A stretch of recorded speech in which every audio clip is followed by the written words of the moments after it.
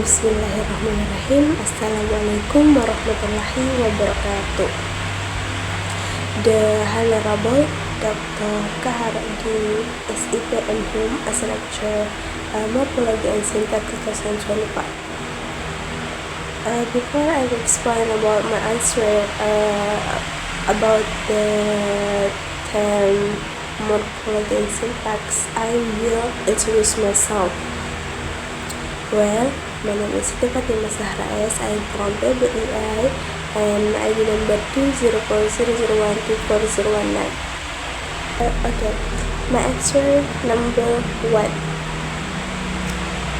The primary role of inflectional morphology in English is to signal grammatical features such as tense, number, case, person, and agreement without cardinal words. Or changing their basic meaning, these inflectional markers provide essential grammatical information that ensures accuracy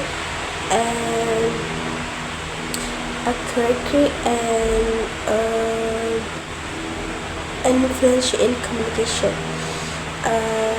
For example, adding s to a noun show plural verbs.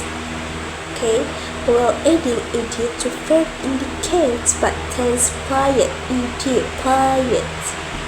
Number 2. Tense in English is mainly marked through verb endings. The past tense is typically formed by adding the suffix ed to regular verbs. However, many verbs are irregular and checks out internally. For example, go and well, eat and eat. In addition, expectual indications such as progressive in and perfect ed or en with auxiliary verbs also help to express ongoing or complete actions. Okay, the next answer. Regular inflectional from a low or vowel predicatable patterns. For instance, regular pens transfer and in ed, and regular plural usually an in or es. Irregular fraction form, on the other hand, do not follow standard rules and must often be memorized. For example, go, well, children, or food. Tense irregular are a common source of learning errors. Okay, the next question, number 4. Learners often make several typical mistakes, including the first, overgeneralization, applying regular rules to irregular forms, go instead of well. The second, omission, leaving out inflectional endings, especially check present singular. S. For example, she walked instead of she walks. And the third, confusion of plural and possessive forms.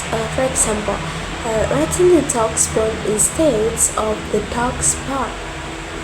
Okay, well, such error happen because we might not yet fully notice or internalize the patterns of English inflection.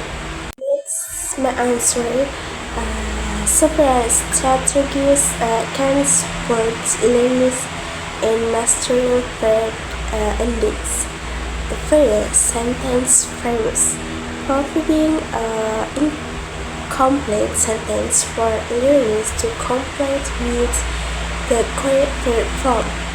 And second, Color codes text, highlighting verb endings in different colors to make them more visible.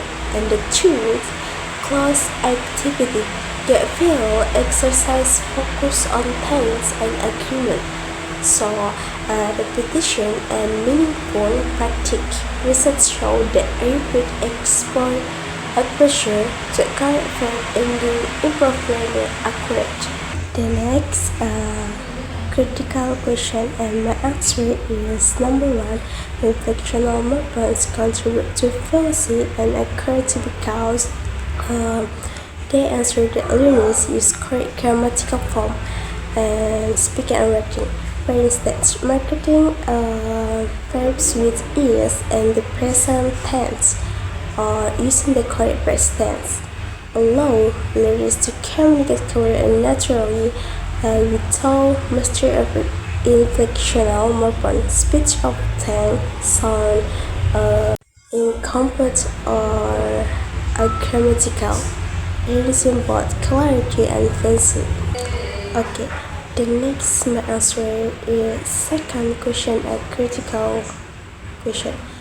The main change is the irregular inflectional forms do not follow predictable rules, so learners cannot rely on patterns inside to mass memory stem individually. This often leads to mistakes such as caught instead of mean and of when. To mitigate this problem, teachers can use the verbs, drills, and practice chart that handle irregular verbs.